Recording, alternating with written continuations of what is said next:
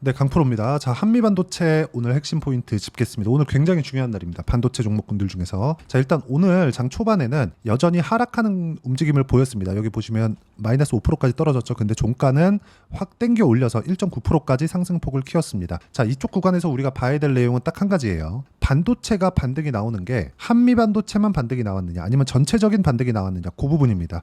자, 그리고 그 내용을 한번 보면 뭐 이 종목 저 종목 볼 거 없이 삼성전자 그리고 하이닉스 딱 이렇게만 보면 됩니다. 자, 내용 보시면 삼성전자 3.5% 반등이 나왔고요. 하이닉스 3% 반등이 나왔습니다. 자, 다들 아시겠지만 한미반도체는 하이닉스하고 결이 같죠. 그리고 삼성전자랑은 아직까지는 거래를 안 하고 있습니다. 자, 그러면 여기서 우리가 봐야 되는 부분이 딱 하나가 있죠. 삼성전자가 더 올라가면 한미반도체는 떨어지는 건가? 이렇게 보실 수도 있겠는데 그게 아니라 삼성전자가 여기서 고가 뚫고 그냥 올라가 버리잖아요. 그러면 한미반도체도 반등이 강하게 나옵니다. 못해도 정고점, 그쵸? 20만 원 정도를 확인하는 구간까지는 반등이 나올 거예요. 이쪽 구간에서 어떻게 타점을 잡는지가 중요합니다. 자, 그리고 오늘 그 마이크로소프트 실적이 나왔습니다. 그 실적 기반에서 미증시에서부터 선물이 강하게 반등하는 그런 모습이 있었고요. 거기에 맞춰서 삼성전자 하이닉스도 같이 반등을 했고 다른 반도체 종목군이 올라가는 과정에서 바이오나 조선들이 약간 좀 고가를 낮추는 그런 모습, 그리고 바이오 같은 경우에는 장중에 좀 급등락을 반복을 했습니다. 근데 이런 부분은 너무 당연한 거예요. 근데 주도주는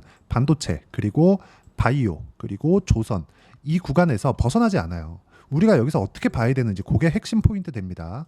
자, 그러면 반도체 쪽이 왜 이렇게 반등이 나왔는지 그 부분을 한번 체크해 보도록 하겠습니다. 자, 이 내용을 보시면 되는데 여기 이 내용을 보시면 여기 마이크로소프트 실적이 나오고 나서 나온 기사입니다.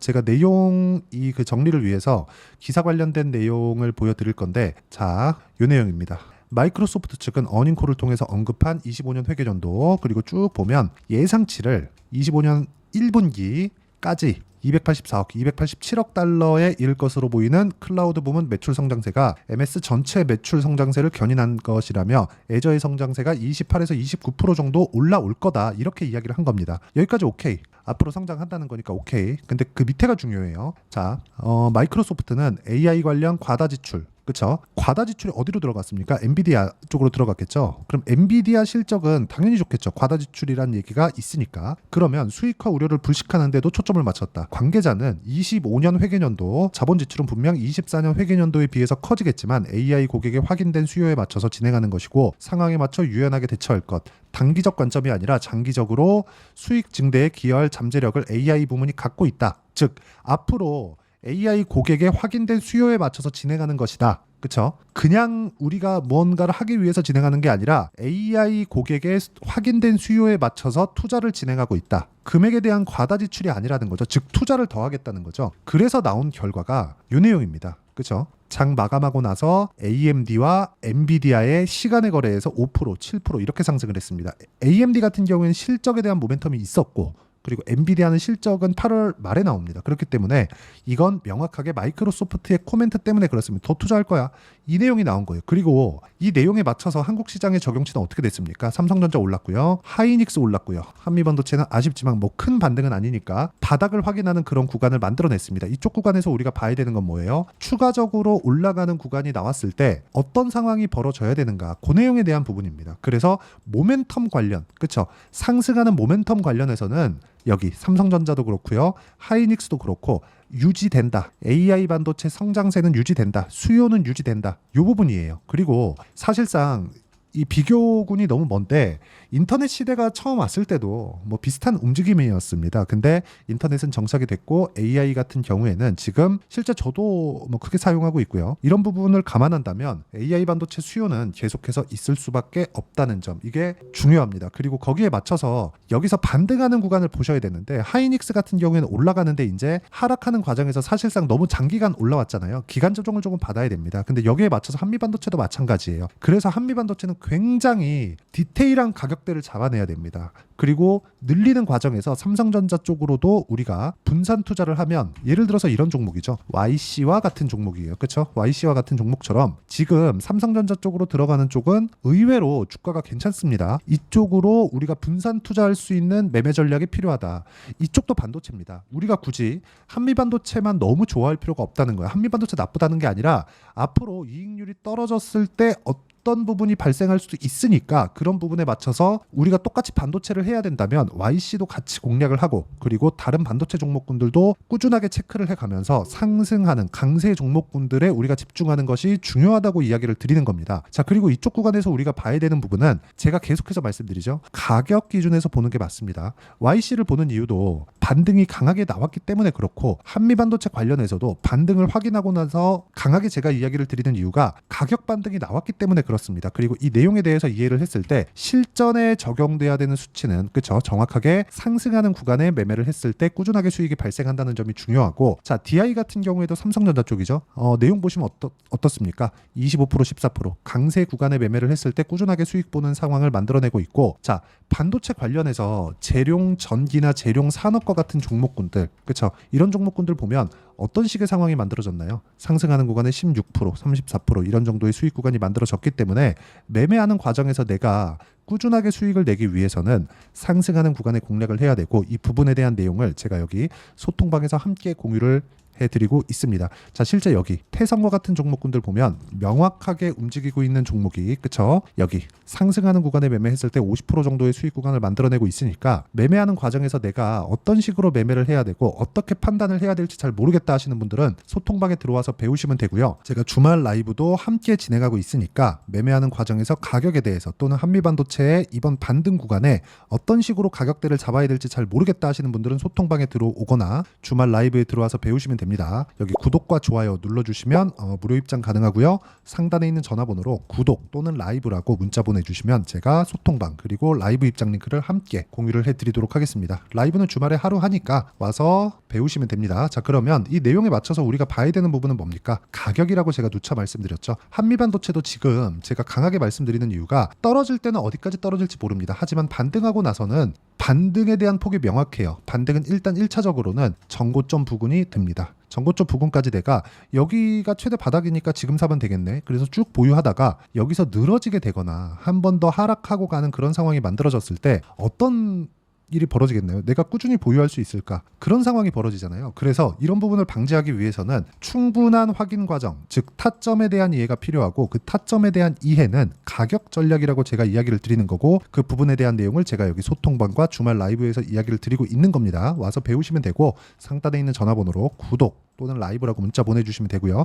이렇게 가격대를 잡는 방법을 어떤 식으로 봐야 될지, 그 이론적인 부분은 여기 한미반도체의 단기 보유 전략, 그리고 단기 보유 전략은 2주입니다. 2주 동안 어떻게 수익 전환을 시킬 것인지에 대한 내용이고, 그러려면 가격에 대한 이해가 필요하고, 그리고 이 내용과 함께 한미반도체의 실시간 타점을 문자로 공유를 해드리도록 할 테니까 상단에 있는 전화번호로 한미반도체라고 문자 보내주시면 단기 보유 전략과 실시간 타점을 문자로 공유를 해드리도록 하겠습니다. 자, 내용 정리하면 그렇습니다. 어떤 종목이든, 그쵸, 시세가 나왔을 때 가격을 체크하고 매매하는 것이 중요하다. 즉, 가격 전략에 대한 이해가 필요하다는 거고, 가격 전략 기준에서는요, 내가 어떤 식으로 가격 판단을 할지 그 내용에 대해서 충분히 이야기를 드렸으니까 모두 이해하셔서 성공 투자하셨으면 참 좋겠습니다. 자, 24년도가 돼도 여전히 시장은 녹록지 못합니다. 이런 상황이 벌어지는 건 어쩔 수 없습니다. 이런 상황에서도 수익이 나는 종목들의 구조는 변하지 않습니다. 즉, 대시세 종목에 대한 구조는 변하지 않는다는 거고, 실제 제가 소통방에서 지속적으로 이야기를 드리고 있는 내용도 대시세 종목이나 시장 주도주를 공략하는 건 철저하게 가격 분석을 하라고 이야기를 드리고, 가격 분석 이후에는 이슈에 대한 파악, 그리고 이슈를 파악하고 나서는 다시 내가 얼마에 매수할지 그 타점에 대한 부분을 지속적으로 언급을 하고 있습니다. 자, 근데 생각해 보세요. 시장이 굉장히 어려웠습니다. 어려운 상황에서의 어떤 종목들이 강했냐 보면 반도체와 그리고 바이오입니다. 자, 실제 여기 보면요.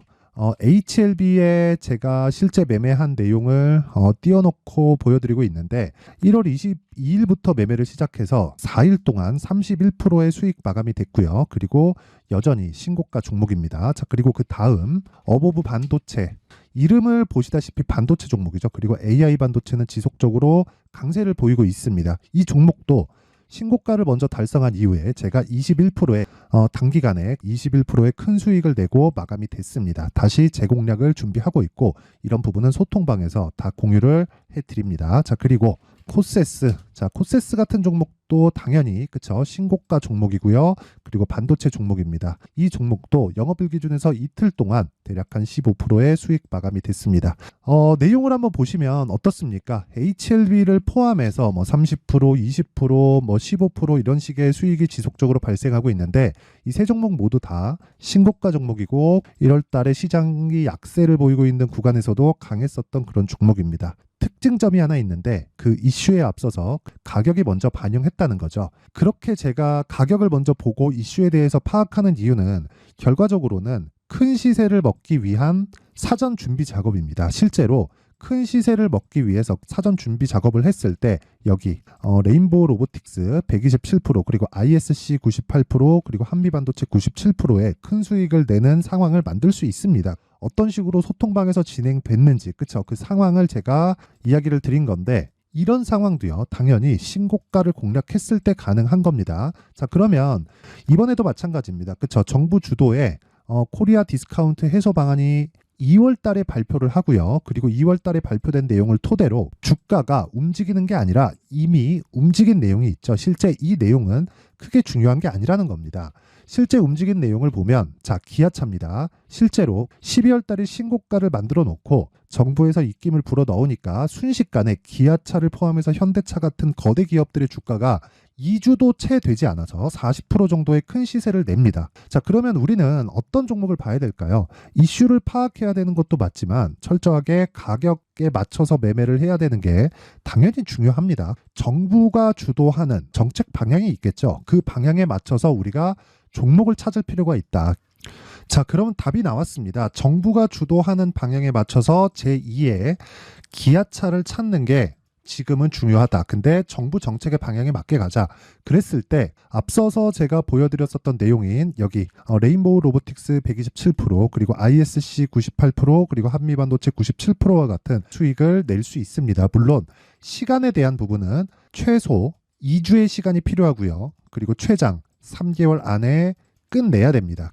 자, 기아차의 시세를 보셨던 것과 같이 2월 달에 정부 정책의 방향이 결정되고요. 바로 3월 달이면 시행입니다. 자, 그러면 우리는 거기에 맞춰서 당연히 종목을 찾아야 되고 제가 제2의 기아차를 찾아놨습니다. 제가 아까 전에 소통방에서 이야기를 드렸었던 내용 다 공개를 해드렸는데 그 내용처럼 종목만 받고 싶다 하시는 분들은요. 상단에 있는 제 전화번호로 대시세 자 대시세라고 문자를 보내주시면 정부 정책의 방향에 맞는 종목을 모든 분들에게 무료로 공개를 해드리도록 하겠습니다. 자, 제가 원하는 건 채널 성장이 목적입니다. 자, 그래서 구독과 좋아요 꼭 좀 부탁드리고요. 모든 분들이 정부 정책에 맞는 방향으로 매매를 이어가서 큰 수익 보셨으면 좋겠습니다.